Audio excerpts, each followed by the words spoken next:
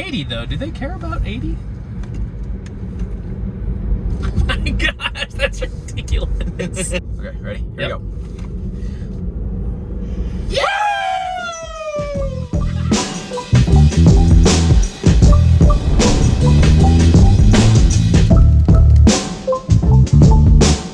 Hey filmmakers, Jonathan here with Soundstripe. Today we're at the Backlot Studio in Nashville, Tennessee.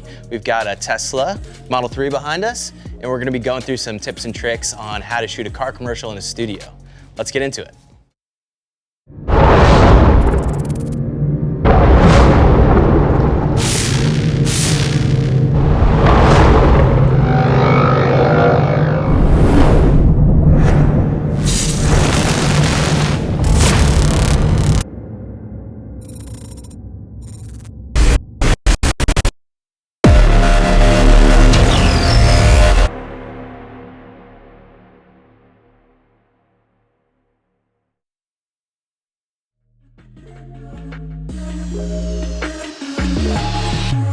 Something that I think is really worth talking about is the fact that this shoot looked wildly different about 16 hours ago. Right. We were supposed to be filming this morning with another music artist who came down sick, and we already had crew booked, we had the studio booked, and we realized we still need to make something happen, and neither of us have ever shot a car commercial before. Right. And so there was a whole lot of learning and rolling with the punches to make this happen. You can do this too in your own way, right? Like you don't have to even get a studio. You can rent a car and park it in your driveway at night and light it with what you have at home. Right. So there's lots of ways to get creative and just learn lessons about what you're doing and how to get better at your craft. I mean, we learned a ton on set today. So the headlights on the car are very, very bright, which we didn't account for. Maybe we should have.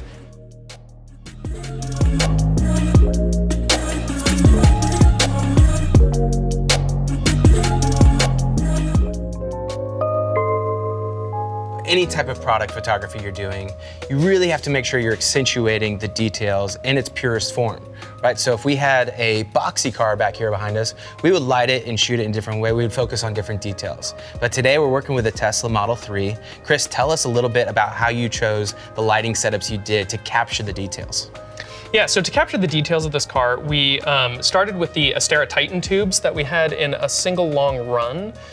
We threw that over the car and had the lights actually go from one to the other to give it the appearance of movement, but also to highlight the natural curvature of the vehicle itself. From there, we also implemented a technique where we had bounce cards in different positions around the car, and we waved a light into that and moved it around, and that did the same kind of thing, gives you, but it's a softer appearance. So instead of that harsh, really sharp line that you get from the Astera tubes, this gives like a softer kind of glow and feel to the curvature.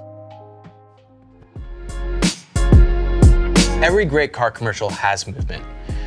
Our most familiar version of this is when we see the commercials showcasing the car on the road and how it handles. Because we're in a studio today, we're obviously not moving the car, and we're using different camera techniques and atmospheric elements to showcase movement, to still capture the movement and the quality of the car. What are some of the things that we chose to do today? We added haze going through a fan, which blew up and over the car, and we even added some water elements to give the appearance of like a car driving on a foggy, rainy night even. We were utilizing motion, but we were still letting the car tell the story, right? Like we weren't muddying it up too much. We were only using accentuating elements to help showcase the car even more. Right. So I think the best decision we made was starting with the hero shot, because taking our time with that really set the tone for everything else. And if we had to be a little faster with some of the details and maybe not spend as much time, that was okay, because it was just a detail shot, but we really got the hero shot that we wanted. Yeah.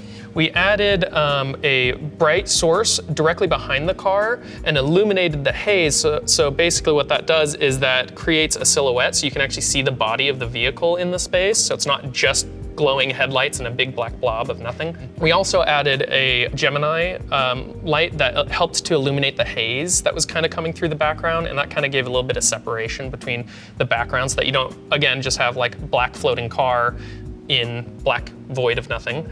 For that hero shot, we had our Dana dolly go really low to the ground, about headlight level to the vehicle, and we moved in and out directly towards the front of the vehicle.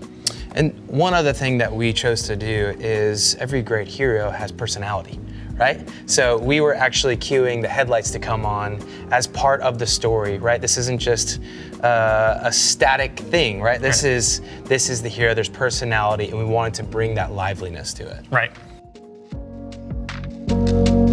I had no idea just how difficult this would be. I had a good idea of what I wanted going into it, but achieving all those small details was a lot more time consuming than I had any idea. Yeah. We'd love to hear about what it is you learned from this episode. Leave a comment, tell us what you thought was interesting, tell us what you would have liked to have seen, and we're gonna pick one person and give a free year of Soundstripe away.